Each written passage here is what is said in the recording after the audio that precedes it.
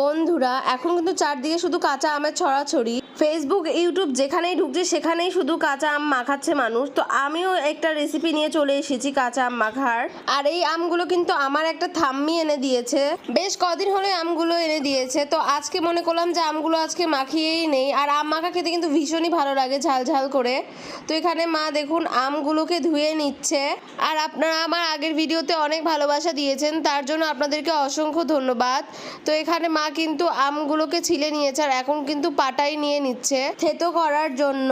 তো মা এখানে আমগুলো এক এক করে থেতো করে নিচ্ছে। আর কাঁচা আম খেতে কার কার ভালো লাগে অবশ্যই কমেন্টে জানাবেন। আগে যখন আমরা বান্ধবীরা সবাই এক জায়গায় হতাম তখনও আমরা এরকম আম পেড়ে মাখিয়ে খেতাম, সেই স্মৃতিগুলো মনে পড়ছে এসব দেখে।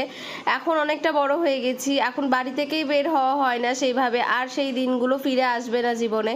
তো এখানে কিন্তু মায়ের আমগুলো থেতো করা হয়ে গেছে। আর এখানে কিন্তু মা শুকনো লঙ্কা পুড়িয়ে নিয়েছিল, তো এখন সেটাও থেতো করে নিচ্ছে আমগুলোর সাথে। আপনারা চাইলে একটা শুকনো লঙ্কা ইউজ করতে পারেন, আমরা আসলে একটু ঝাল বেশি খাই তাই দুটো দিয়েছে।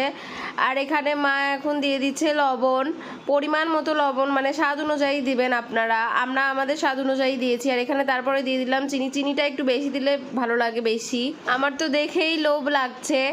তো এখানে কিন্তু মা চিনি দেওয়া হয়ে গেছে, এখন কিন্তু মা মাখিয়ে ফেলেছে আর এখন কিন্তু মা পরিবেশনও করে দিয়েছে। তো দেখুন, দেখতেই কত সুন্দর লাগছে। ভালো লাগলে অবশ্যই লাইক করবে।